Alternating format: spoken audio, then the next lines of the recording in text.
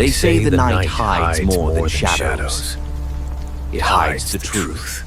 Welcome to Mr. Haunting Whispers, where real crimes, true horrors, and restless spirits speak through the silence. Listen closely, because sometimes the whispers are real.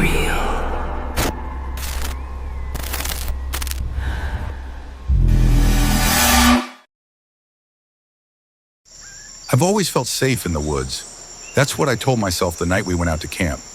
It was me and my friend Russell, two men who'd spent enough nights outdoors to know the difference between sounds that mattered and sounds that didn't. We hiked into the state forest late in the evening, long after the park rangers had gone home. The air was still warm from the day, and the trees moved like they were breathing together. We'd done this a dozen times before. Same route, same campsite. But that night, something about the quiet felt wrong. It wasn't that there was no sound. It was that the woods seemed to be listening back. By the time we reached the clearing, it was almost 10. We pitched the tent, started a small fire, and cooked what we'd brought. Cans of beans, cheap whiskey, and enough bad jokes to fill the silence. After a while, Russell said he'd seen a light down the trail when we arrived. A lantern, maybe someone else camping nearby. I told him it was probably another hiker. He nodded, but he kept glancing back toward the trees. Around midnight, the fire burned low. The woods were heavy with the sound of crickets and the slow pulse of wind. That's when we saw it. A pale yellow light swaying through the trees, maybe 50 yards away. It moved steady, side to side, like someone carrying a lantern, but the trail didn't go that direction. Russell stood up, squinting. "Think it's a ranger?" he asked. "Maybe," I said, "or someone lost." The light stopped moving. Then it blinked twice, paused, and blinked again. Russell frowned. "You see that?" I nodded. He raised his hand and waved. The light waved back. Same motion, same rhythm. He laughed nervously. "Well, that's creepy." We watched for another minute before it started toward us again, slow and smooth. The way it swayed didn't look quite right. It didn't bounce like a flashlight or lantern would when someone walked. It floated, always the same height above the ground. When it reached the edge of the clearing, it stopped again. The light dimmed slightly like it was breathing.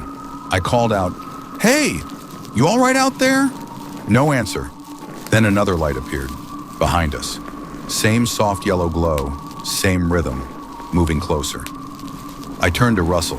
He looked pale, eyes flicking between the two lights. "There's two of them," he whispered. Both lights blinked at the same time.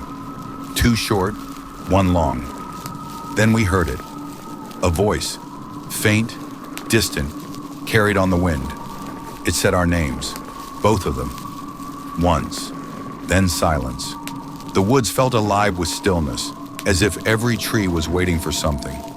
We packed what we could, doused the fire, and started down the trail. But the light followed. One ahead of us, one behind. We didn't run, not yet, just kept walking faster, hearts hammering, listening to the crunch of our boots and the whisper of leaves. Every few minutes, one of the lights would vanish, then appear again, just off to the side, as if circling us. We reached the trailhead after what felt like an hour, gasping for breath, covered in sweat.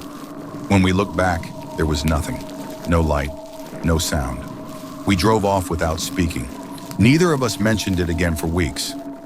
Then one night, Russell called me. He said he'd been hiking that same trail alone, just to prove it was nothing. He told me he made it to the clearing, built a fire, and waited. And then, from the trees, a single light appeared, moving exactly like before.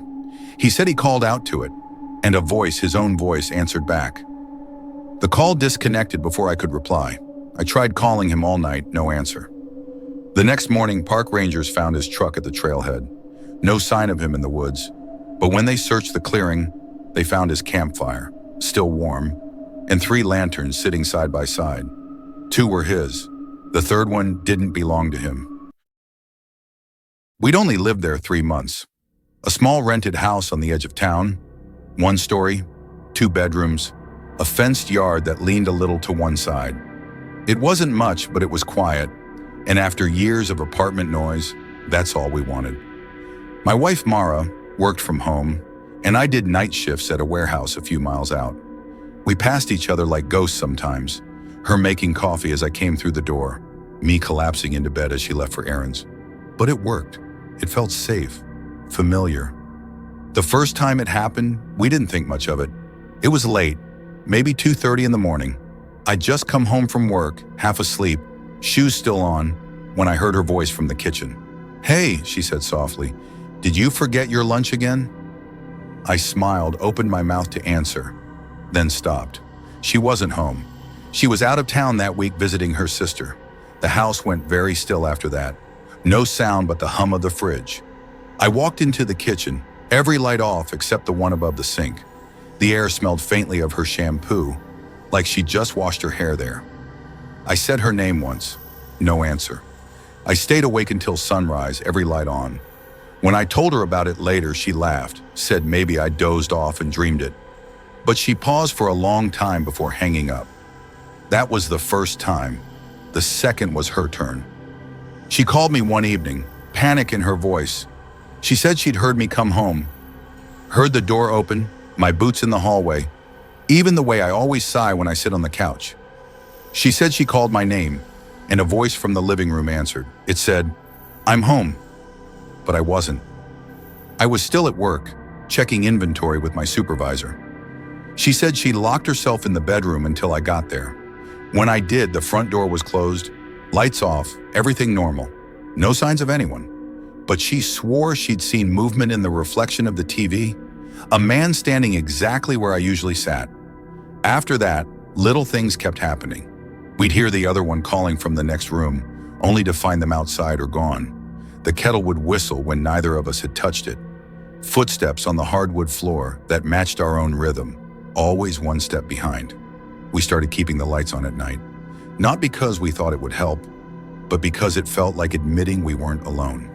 One night we decided to stay up together. No sleep, no separate rooms.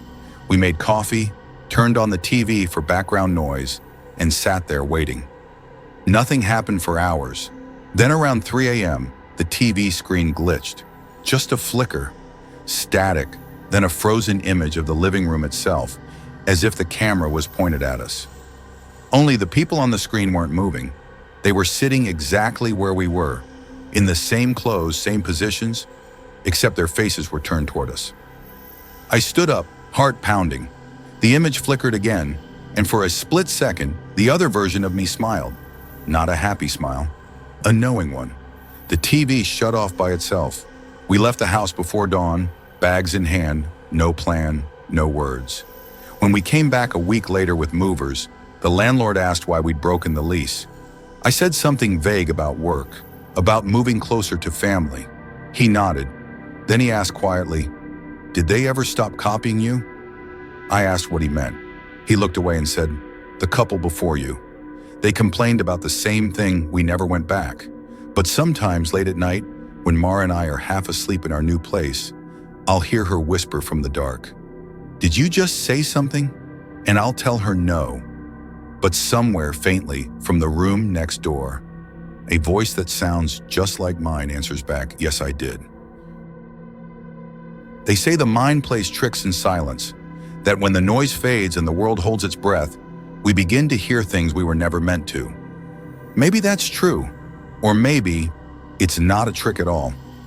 Two stories tonight, with two people who learned that loneliness doesn't always mean being alone. On the road, in the woods, in rooms that shouldn't exist, something always whispered back. And maybe that's the truth hiding between their words. That what follows us isn't trying to harm us. It's only trying to be heard, an echo that remembers our shape, our voice, our name. So the next time you hear your own footsteps behind, or your name spoken in the dark when no one's there, don't answer, because if you do, it might just start talking back. This has been episode 2, The Night We Were Not Alone. Until next time. Keep your lights low, your doors locked, and never ignore the whisper that sounds too familiar. Because sometimes, The only thing standing beside you is your reflection, finally catching up. You've been listening to Mr. Haunting Whispers, where every truth leaves a scar. If the story unsettled you, good. That means you were listening. Subscribe and stay close to the dark, because the next whisper might be for you.